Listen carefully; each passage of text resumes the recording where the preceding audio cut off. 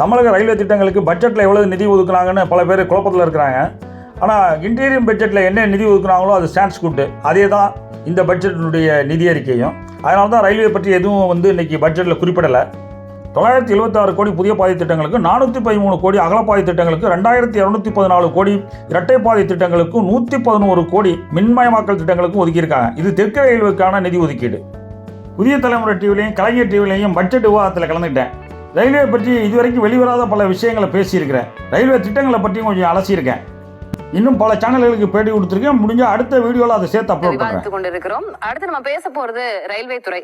ஓய்வு பெற்ற நிலைய கண்காணிப்பாளர் திரு மனோகர் நம்மோடு இணைந்திருக்கிறார். சார் வரவேற்கிறோம். வணக்கம். ரயில்வே துறை இப்போ 2017 ரயில்வே யூனியன் பட்ஜெட்டோட சேர்க்கப்பட்ட பிறகு அதனுடைய முக்கியத்துவம் குறைஞ்சிருச்சு அப்படின்றது ஒரு பார்வை. சரியா அது கவனிக்கப்படுறது இல்லை, அதுவே ஒரு தலைவலியா இருக்கு அப்படின்றது ஒரு பார்வைனா அதுக்கு இன்னும் நிறைய போக்கஸ் கொடுக்கணும் அப்படின்றது இருக்கு. அதை தாண்டி இப்போ நம்ம தமிழ்நாடு சென்ட்ரிக்கா பேசிட்டு அதுக்கப்புறம் ஓவரால் ரயில்வேஸ்க்கு வரலாம் அப்படின்னு நினைக்கிறேன். இப்போ தமிழ்நாடு பொறுத்த வரைக்கும் மெட்ரோ மேல ஒரு பெரிய டிபெண்டன்சி இருக்கு. இங்க தமிழக முதலமைச்சர் கூட கோரிக்கை விடுத்திருந்தார், இந்த பட்ஜெட்ல தமிழகத்திற்கான மெட்ரோ திட்டங்களுக்கு நிதியை விடுவிக்கணும். ஏன்னா சென்னை மதுரையில இன்னும் அப்ரூவல் லெவலே தாண்டல, 35,000 கோடி இன்னும் தரல அப்படின்ற பல்வேறு புகார்களாகவே அதை கோரிக்கை அப்படின்றத தாண்டி அதை புகார்களாகவே வச்ச வண்ணம் இருக்கிறாங்க. என்னென்ன எதிர்பார்ப்புகள் இருக்கு இந்த முறை மத்திய பட்ஜெட்ல ரயில்வேக்கு? ரயில்வே புதிய பாதை திட்டங்களுக்கு நிதி ஒதுக்கீடு இல்லாமல் இருக்கிறது. 10 புதிய பாதை திட்டங்கள் தமிழகத்தில் நடந்து கொண்டிருக்கிறது. அகலப்பாதை திட்டத்தினுடைய விரிவாக்கத்திலே 3 புதிய பாதை திட்டங்கள் நடக்கிறது. மொத்தம் தமிழகத்தில் இருக்கின்ற புதிய பாதை திட்டங்களுக்கு, நேரடி 10 புதிய பாதை திட்டங்களுக்கு 14,682 கோடி ரூபாய் தேவைப்படுகிறது.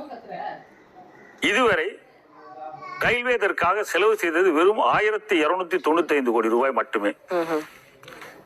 10 புதிய பாதை திட்டங்கள், ஒரு திட்டம் மட்டுமே லேசான அசைவுகளில் இருக்கிறது. திண்டிவனம் நகரி திட்டம் மட்டும்தான். திண்டிவனத்திலிருந்து திருவண்ணாமலை செஞ்சி திட்டத்திற்கு 4 பாலத்தை கட்டிட்டு அப்படியே விட்டுட்டாங்க. அதை தாண்டி லிஸ்டே நிறைய பெருசா இருக்கு சார். சென்னை, கடலூர், மதுரை, இருக்கு. எல்லா திட்டங்களுமே நில ஆர்ஜிதம் என்பது நடக்கல. மதுரையிலிருந்து அருப்புக்கோட்டை வழியாக தூத்துக்குடி போற திட்டத்திற்கு 90 ஏக்கர் தான் எல்லாம் ஆர்ஜிதம் பண்ணிருக்காங்க. மற்ற எந்த திட்டங்களுக்கும், புதிய பாதை திட்டங்களுக்கு நில ஆர்ஜிதமே நடக்கல. அதுதான் ஒரு பெரிய குறை. இந்த திட்டங்கள் அத்தனையுமே ஆரம்ப ஸ்டேஜிலே இருக்குது. எதுவுமே அசைவுகளே இல்லை. மதுரையிலிருந்து அருப்புக்கோட்டை தூத்துக்குடி திட்டத்துல ஒரு 18 கிலோமீட்டருக்கு மீளவிட்டான்ல இருந்து இது வரைக்கும் ட்ராக் போட்டு பிடிச்சிருக்காங்க. அதுல ட்ரெயின் ரன் பண்ணிட்டு இருக்காங்க. அதே மாதிரி திண்டிவனம் நகரி திட்டத்துல வாலாஜா ரோட்ல இருந்து ராணிப்பேட்டை வரைக்கும் ஒரு ஏற்கனவே இருந்த மீட்டர் கேஜ் லைனை பிளாக் கேஜா பண்ணி அதுல ட்ரெயின் சர்வீஸ் ரன் பண்ணிட்டு இருக்காங்க. அது ஒண்ணுதான் இந்த புதிய பாதை திட்டத்துல நடந்திருக்கிற பணிகள்னு சொல்லலாம். ஏன்னா வெறும் 1,295 கோடியில எந்த ஒர்க்குமே நடந்திருக்கு. இதுல ஏன் இவ்வளவு தொய்வு? இல்ல இதுல நிதி ஒதுக்குறதுல என்ன பிரச்சனை, என்ன சிக்கல் அரசுக்கு, மத்திய அரசுக்கு இருக்கும் அப்படின்னு நீங்க பார்க்கறீங்க? இல்ல, மத்திய அரசு தமிழக புதிய பாதை திட்டங்கள்ல கடந்த நிதியாண்டுக்கு, முதல் நிதியாண்டு வரைக்குமே சுத்தமாகவே கவனம் செலுத்தல. 22-23 நிதியாண்டுகள்ல தான் ஓரளவு நிதி கிடைச்சிச்சு. இந்த இன்டீரியர் பட்ஜெட்ல கொஞ்சம் நிதி ஒதுக்குனாங்க. இதே மாதிரியான நிதி என்பது ஒரு 10 ஆண்டுகளாக ஒதுக்கி இருந்தா நல்லா இருந்திருக்கும். இந்த திட்டங்கள் எல்லாமே 2006 இருந்து ஆரம்பிச்ச திட்டங்கள் இன்னும் நிலுவையிலே இருக்குது. யாருடைய மதிப்பு கிட்டத்தட்ட ரைஸ் ஆகிட்டே போயிருக்கு. அதாவது எஸ்டிமேட்டட் காஸ்ட் விட எல்லாமே எல்லா திட்டங்களுடைய மதிப்புகளும் பல மடங்கு ரைஸ் ஆகிருக்குது. அகலப்பாதை திட்டத்தில் வேற 3 புதிய பாதை திட்டங்கள் வச்சிருக்காங்க. அது திருத்துறைப்பூண்டியிலிருந்து திருக்கோளை வழியாக நாகப்பட்டினம் போற திட்டம். அந்த ஒரு திட்டம் மட்டும்தான் தமிழகத்திலே 100% நில ஆர்ஜிதம் பண்ணப்பட்ட திட்டம். அதை தவிர மன்னார்குடி பட்டுக்கோட்டை ரயில் திட்டத்தில் 3 பாலத்துக்கு கட்டுறதுக்கு பில்லர் போட்டாங்க. 2013க்கு பிறகு நிதி ஒதுக்கீடு கிடைக்கல. அந்த திட்டம் அப்படி. இதை இன்னும் இப்படி கேட்கட்டுமா சார்? இப்ப டெல்லி, மும்பை அங்கெல்லாம் அவங்க ரயில்வே மெட்ரோஸ் கொடுக்கிற முக்கியத்துவத்தை சென்னை, தமிழ்நாடு கொடுக்க மாட்டேங்கிறாங்க அப்படின்னு பாக்கலாமா? ஏன்னா அப்படி பார்க்கலாம். ஏன்னா இந்த மெட்ரோ பிரச்சனை எப்படின்னு கேட்டீங்கன்னா, நம்ம தமிழ்நாடு சென்னையினுடைய phase 2க்கு 63,000 கோடி தேவைப்படுது. phase 2க்கு அதுக்கு 20,000 கோடி சாங்ஷன் பண்ணாங்க. அது சாங்ஷன் ஆன பணம் சேரல. 9,000 கோடி தமிழக அரசு செலவு பண்ணிருக்கு கையில இருந்து எடுத்து. அந்த பணத்தை பட்ஜெட்லயே, தமிழக பட்ஜெட்லயே சொன்னாங்க 9,000 கோடி செலவு பண்ணிருக்கோம் இது வரைக்கும் அப்படின்னாங்க. இப்ப இதுல இன்னொரு 4,200 கோடி ரூபாய்களுக்கு கிளாம்பாக்கம் பஸ் ஸ்டாண்ட்ல இருந்து ஏர்போர்ட் வரைக்கும் புதிய மெட்ரோ பாதைகளுக்கு ஒரு அப்ரூவலுக்கு அனுப்பியிருக்காங்க. அந்த திட்டத்துக்கு உங்களுக்கு நிதி தேவைப்படுது. இதே தவிர இரண்டாம் தர நகரங்களான மதுரை திட்டம், கோயம்புத்தூர் திட்டங்களும் வேற பெண்டிங்ல இருக்கு மெட்ரோ திட்டங்கள். அதனால மெட்ரோ திட்டங்கள் வந்து நகர வளர்ச்சிக்கு உதவுங்கிறதுனால அதுக்கு நிதி ஒதுக்கீடு ப்ராப்பரா கிடைக்கலைங்கிறதுனால இந்த குற்றச்சாட்டை அரசு வைக்குது. அதனால மெட்ரோ திட்டங்களை பொறுத்த வரைக்கும் இந்த சூழல் இருக்கு. மொத்தமாகவே தமிழகத்தில் இருக்கின்ற ரயில்வே திட்டங்களுக்கு 35,000 கோடி பணம் தேவைப்படுது. 35 லட்சம் கோடி. 35,000 கோடி தேவைப்படுது. இந்த 35,000 கோடி என்பது எல்லா திட்டங்களிலும் வந்து அதுல வந்து அகலப்பாதை திட்டங்களுக்கு 5,000 கோடியும் 14,682 கோடி வந்து புதிய பாதை திட்டங்களுக்கு, மீதி பூராகவே இரட்டை பாதை திட்டங்களுக்கு தேவைப்படுது. இந்த நிதி எல்லாம் வந்து இவ்வளவு பெரிய நிதி வந்து இவர்கள் வந்து தொடர்ந்து ஒதுக்கினாதான் சரியாக இருக்கும். இவங்க வந்து ₹1 எல்லாம் ஒதுக்கினாங்க, ஒரு ₹1000 ஒதுக்கினாங்க. ₹1 சொல்லக்கூடாது, ₹1000 ஒதுக்கினாங்க. போன 2 நிதியாண்டுகளுக்கு முன்னாடி எல்லாம் பல திட்டங்களுக்கு வெறும் ₹1000 ஒதுக்கி இருக்கிறாங்க. இந்த திட்டத்தில் வந்து சில திட்டங்கள் வந்து ஒரு உதாரணத்துக்கு வந்து தனுஷ்கோடியிலிருந்து ராமேஸ்வரத்துக்கு ஒரு திட்டத்தை இந்த அரசாங்கம் அறிவிச்சாங்க. இந்த தனுஷ்கோடி ராமேஸ்வரம் திட்டம் வந்து முதல்ல 217 கோடியில ஒரு திட்டம் விட்டாங்க. அப்புறம் அந்த திட்டத்தை வந்து வயடாக்ட் போட்டு பில்லர்ல கொண்டுட்டு போவோம் அப்படின்னு சொல்லிட்டு 720 கோடியாக ரைஸ் பண்ணாங்க. ஆனாலும் இந்த திட்டம் இப்போ 1/4 போன வருஷம் 2023 ஏப்ரல் மாதத்துல தமிழக அரசு ஒரு கடிதம் கொடுத்திருக்கு. ஈகாலஜிக்கலி சென்சிட்டிவ் சூழலியல் காரணங்கள், அதனால இந்த திட்டத்தை கைவிட வேண்டும் சொல்லி நம்ம தொடர்ந்து பேசலாம். 35,000 கோடி ரயில்வே திட்டங்கள் அப்படிங்கும்போது அது அந்த நம்பர்ஸ் ஃபிகர்ஸும் பெருசு, எதிர்பார்ப்பும் பெருசு. ஆனா அது நெடுநாளா, இது இன்னைக்கு நேத்துன்னு இல்ல, ரொம்ப வருடங்களாக பெண்டிங்ல இருக்கக்கூடிய எதிர்பார்ப்பு. 2024 கிட்டத்தட்ட 18 ஆண்டுகள். நம்ம தொடர்ந்து பேசலாம், ஒரு சிறிய இடைவெளி. ரயில்வே துறை சார்பாக தமிழ்நாட்டினுடைய எதிர்பார்ப்புகள், கோரிக்கைகள் என்ன என்பது குறித்து நம்ம பேசணும். இந்த கவச் தொழில்நுட்பம் ஏன் எல்லா ட்ரெயின்ஸ்லயும் இன்ஸ்டால் பண்ண முடியல? அதுக்கான ஒரு பட்ஜெட் இருக்கும். நிறைய ரயில்வே ஆக்சிடென்ட்ஸ் நம்ம நிறைய அதிகமாக தொடர்ந்து பார்க்கிறோம்.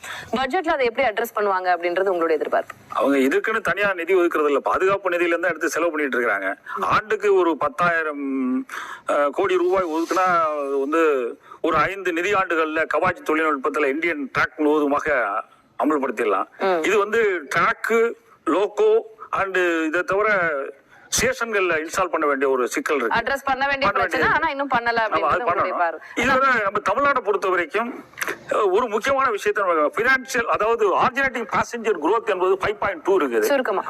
குட்ஸ் ஃப்ரைட்டரை பொறுத்த வரைக்கும் 5.3% growth இருக்குது. ஆனால் 5.3% growthக்கு ஏற்ற அளவுக்கு சரக்கு ரயில்கள் இந்தியன் ரயில்வே இயக்குகிறது.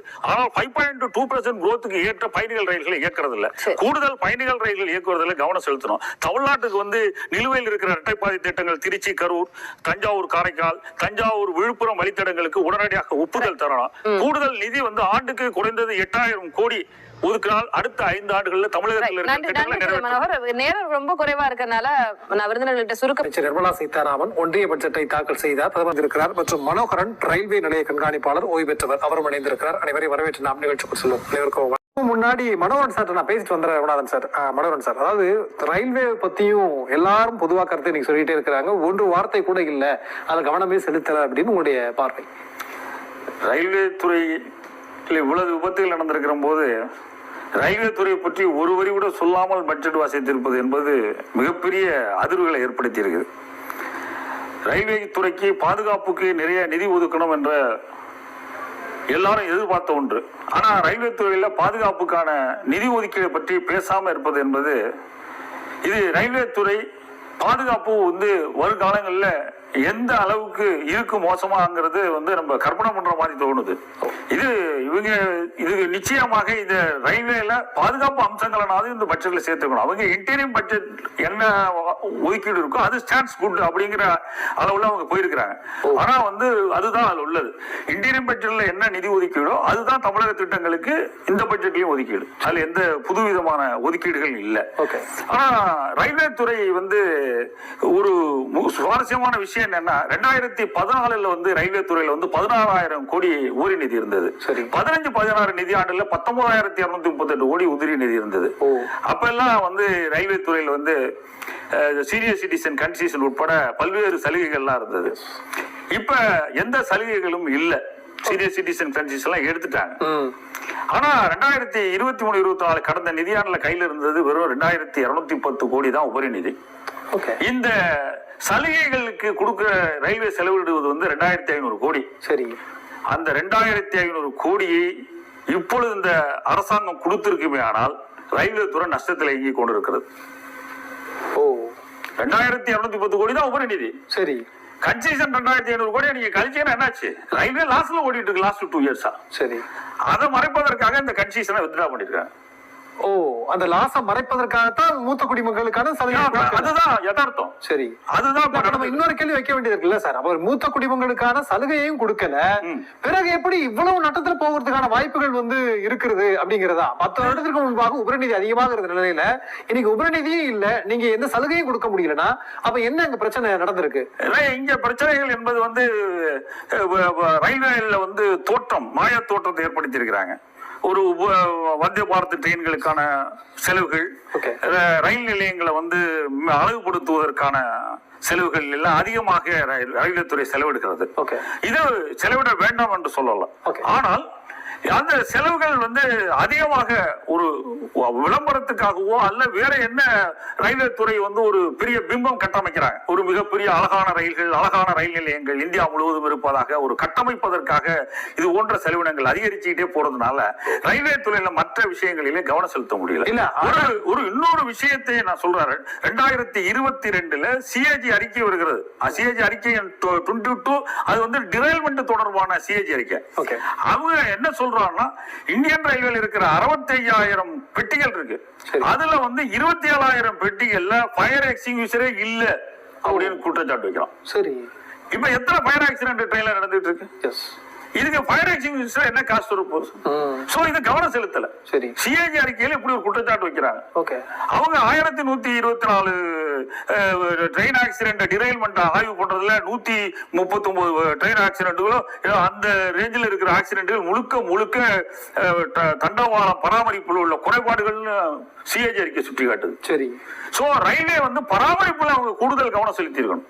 இதுல எல்லாம் செலுத்துபவர்கள் ஒரு அம்ரித் பாரத் ஸ்டேஷன்கள்லயோ வந்தே பாரத் ட்ரெயின்கள், இப்போ அம்ரித் பாரத்னு ஒரு ட்ரெயின் கொண்டு வந்திருக்கிறாங்க. அது வந்தே பாரத் சாதாரண சொன்னாங்க. இப்ப அம்ரித் பாரத்னு ஒரு ட்ரெயின் கொண்டு வந்தாங்க. அது வந்து ஏழைகளுக்கான ட்ரெயின், நான் ஏசி ட்ரெயின். இந்த ட்ரெயின்களுக்கெல்லாம் அந்த ட்ரெயின் வந்து சாதாரண இப்ப எல்ஹெச்பி கோச் வச்சு அந்த ட்ரெயின் விடலாம். ஆனா அந்த ட்ரெயினுக்கு வந்து 65 கோடி ஆகுது ஒரு ட்ரெயினை மேனுபேக்சர் பண்றதுக்கு. 2 பக்கம் WAP 5 லோகோ போடுறாங்க. அதுக்கு மிகப்பெரிய செலவு பண்றாங்க. இது மாதிரி செலவு பண்ணி ஒரு ட்ரெயினை வந்து 65 கோடியில் உருவாக்குறதுக்கு சாதாரண ட்ரெயின் எல்ஹெச்பி ரேக்ல 2 ரேக்கு தயாரிச்சு விடலாம். இது எதுக்கு செய்யறாங்கன்னு ஒண்ணும் தெரியல. சரி. இது வந்து அடிஷனலாக இது போல செய்வது என்பது இப்ப ஒரு 55 இந்த நடப்பு. நீங்க சொல்றீங்க இந்த அழகை மேம்படுத்துவது அப்படிங்கிற அடிப்படையில அவங்க கான்சென்ட்ரேட் பண்றாங்க அப்படிங்கறதா, திறனை மேம்படுத்தி இருக்கிறாங்களா? ஏன்னா வந்தே பாரத் திறனை மேம்படுத்துவதாக இருந்தால் ஒரு விஷயம், இந்த கவாச்சி சிஸ்டத்தை இந்த அரசாங்கம் வந்து பெருமையாக சொன்னது. ஆமா, கவாச்சி கொண்டு வந்திருக்கிறோம். இது யூரோப்பியன் சிக்னலிங் சிஸ்டம் 3 லெவல் 3 விட சிறந்தது அப்படின்னு ரயில்வே மினிஸ்டர் சொன்னாரு. நாங்க வந்து யூரோப்பியன் சிக்னலிங் சிஸ்டம் லெவல் 3 உருவாக்குவதற்கு வந்து 3 கோடி ரூபாய் ஆகுது ஒரு கிலோமீட்டருக்கு. நம்மளுடைய கவாச்சி சிஸ்டத்துக்கு வெறும் 55 லட்சம் தான் ஆகுது. நம்மளுடைய சிஸ்டம் வந்து ரொம்ப எக்கனாமிக்கல் சிஸ்டம்னு சொன்னாங்க கவாச்சி சிஸ்டத்தை. இவர்கள் சொன்ன இந்த கவாச்சி சிஸ்டம் இந்தியன் டிராக்ல 1465 கிலோமீட்டருக்கு அமல்படுத்தி இருக்காங்க. 3000 கிலோமீட்டர்ல ஒர்க் நடக்குது. பாக்கி இருக்கிறது எக்ஸிக்யூட் பண்ணணுமா? இவங்க சொல்ற ரேட்டுக்கு 35 லட்சம் தான் செலவு. 35,750 கோடி செலவு தான் தேவை. 35,750 கோடி இருந்தால் இந்தியன் டிராக் முழுவதுமே நீங்க கவாச்சி சிஸ்டம் பண்ணிடலாம்.